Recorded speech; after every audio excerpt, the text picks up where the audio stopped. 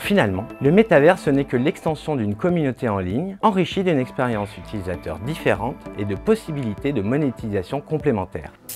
Je te propose de rejoindre tout de suite Renaud de la société Proximum pour sa chronique « Nous les humains ».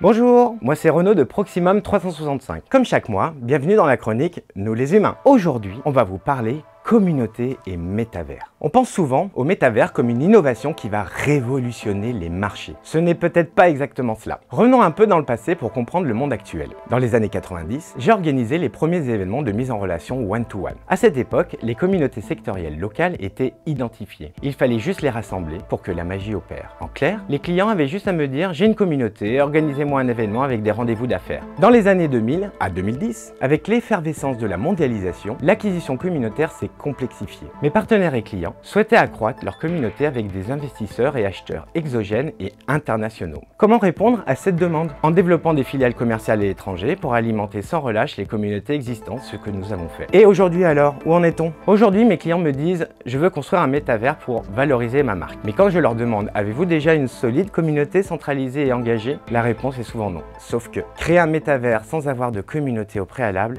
c'est un peu comme produire énormément de contenu sur un compte LinkedIn qui n'a que 3 abonnés.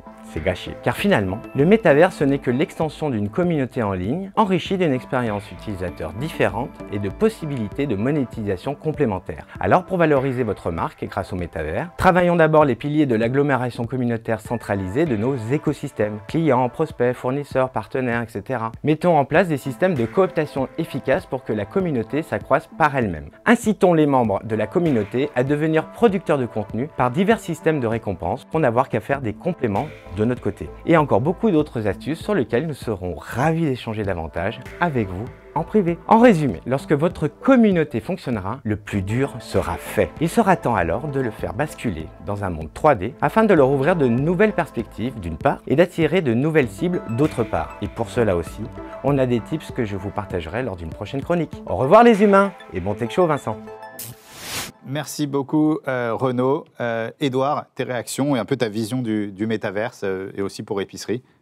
Le métaverse, je pense qu'on y viendra. Après, c'est à mon sens beaucoup plus long qu'on l'imagine. Moi, je me souviens des premières expériences du deuxième monde et puis de Second Life. Et voilà, donc je pense qu'on n'y est pas encore. Et à titre perso, honnêtement, je préfère ma rue commerçante. Donc, épicerie dans le métavers, c'est pas pour tout de suite.